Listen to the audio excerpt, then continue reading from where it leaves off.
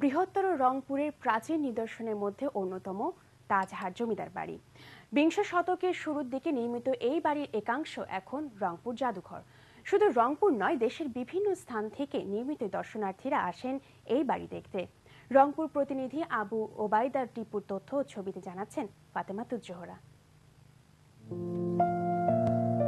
রংপুর শহর থেকে ৩ কিলোমিটার দক্ষিণ পূর্বে মাহিগঞ্জে অবস্থান তাজহাট জমিদার বাড়ির। পূর্বমুখী দোতলা প্রাসাদটির দৈর্ঘ্য ৭৬.২০ মিটার। ১৫.২৪ মিটার প্রশস্ত সাদা মার্বেলের মূল সিঁড়িটি সরাসরি উঠে গেছে দোতলায়।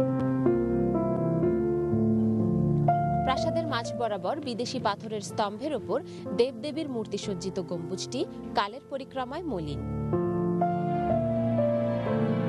১৯৮৪ সাল থেকে ১৯৯১ সাল পর্যন্ত প্রাসাদটি বাংলাদেশ সুপ্রিম কোর্টের হাইকোর্ট বেঞ্চ হিসেবে ব্যবহৃত হয়।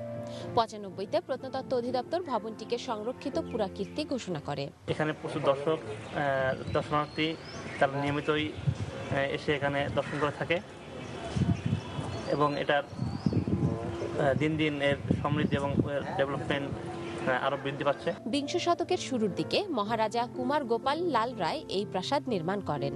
প্রাসাদের অন্যান্য স্থাপত্য গুরুত্ব উপলব্ধি করে বাংলাদেশ সরকার ২০০২ সালে এখানে রংপুর জাদুঘর স্থানান্তরের সিদ্ধান্ত নেয়।